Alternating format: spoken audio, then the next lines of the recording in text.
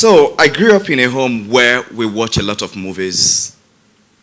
We're encouraged to read books, we're encouraged to see movies, but not listening to the radio. So radio is very foreign to me. You get to hear a whole lot of things. I have no idea how the damn thing works. And my grandmother would always say, it is that small box where you have people inside and they never stop talking. And that's how we described it.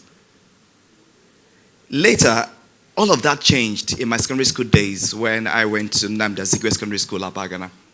You see, my French teacher, Mrs. Bibiana Aniche, wanted to give us an experience of something we would always bank on, something to get us more interested in the course, and something to make every other person take the class. So she started a radio program with Anambra Broadcasting Service, and she would always drive us to the place. The very first time I was on air, it was quite excited. You know, there's a small pot, you just turn it on, and then you're talking to the world, and everyone is listening at you. But then, in that all excitement, there's something missing. I just cannot but feel a bit of emptiness. By the age of 14, I wrote a letter to Delta Broadcasting Service asking them if it is possible they could call on me and train me, possibly tell me the course I could take on in the university because I wanted to be on air.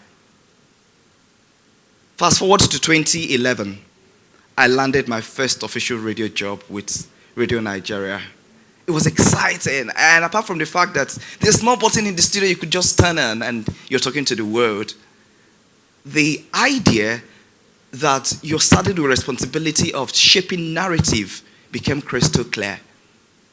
And then again, it dawned on me, there's a difference between media and information literacy, and as what we know it.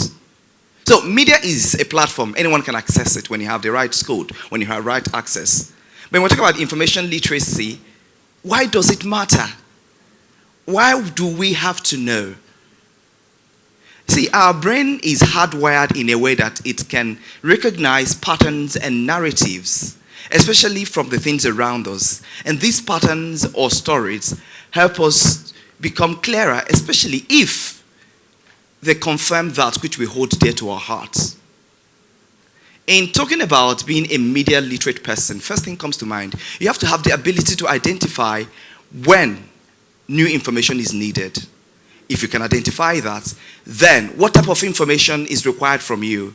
Are we talking about eyewitness accounts, or we are talking about empirical research from a study you've done, or something else? Or you need to be able to know when to source for information across from anywhere in the world. And in sourcing for information, checking for the credibility and reliability of the sources of your information. And finally, as a media literate person, you need to be able to synchronize all of this information and be able to solve a problem or answer a question. So when you are media literate, people expect you to be able to access information, or when you are information literate, people expect you to access information and know when it's true or when it's false. We're living in a digital age where information comes online and we are always online. At the speed it's going, no one has the time to sit back and think about, is this message true? Who is it coming from? So for you to be able to do that, three things come to mind. First of all, who is the author? If you can identify the author, then you can also look at what is the purpose of this message. Then thirdly, think about what has been taken out of this message. How was this message constructed? So because we're channeling a narrative, you take away every other narrative that does not sync with what you're telling. You want us to believe in your argument. So you take away every other thing that does not align with your thought. Well, when we talk about media literacy now, we're talking about your ability to access all of these information, take them all in, and be able to reproduce them. So in a conventional way, being literate is about read to write. Okay, you can understand reading, you can write. When you're media literate, you should be able to access all the messages, understand them, and write them. That's what makes you. I have seen how messages could get disrupted, marginalized, or anything, and just to channel and get something. In 2015, the Nimbo Headers Farmers Clash happened. I was in Nsukka then. firsthand, I saw how messages can be purported, weaponized, or even used to destroy anything because they understand that. Then political class and reporters understand that fact. So all they needed to do was couch the message in a way that we want to use it to gain what you want to gain. So I started what I call the situation report on Radio Nigeria and Soccer, which was my station at the moment, or at that time. The idea was simple. Tell us your story. We call the situation reports. People call in any time of the day to report what they see, what they hear, how they hear it. Then we, the media, will go to verify what that is and then send that report we've had to the authorities. So we built this network where see something, say something, we do something, then the authority gets to action. And that saved a city that was on the brink of destruction, started by false news, started by fake news, and a whole lot of propaganda within the media circle. In 2019, last year, I had the opportunity of training journalists in 5 states and in 6 cities in Nigeria on fact-checking and telling impactful stories. At the end of that training for 2 months, one thing was clear.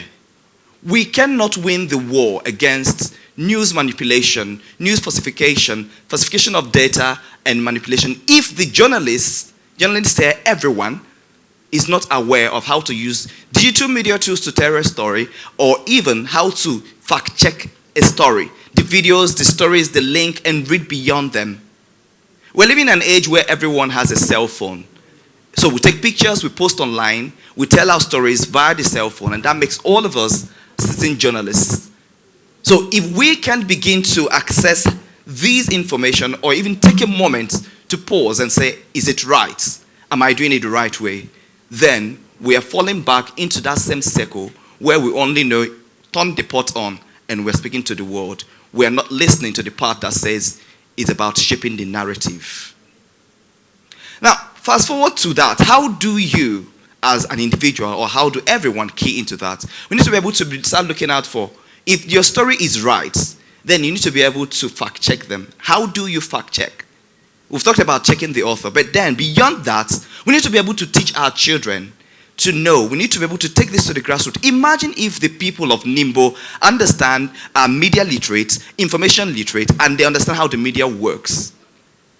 What happened, Nimbo Headers Clash, wouldn't have happened.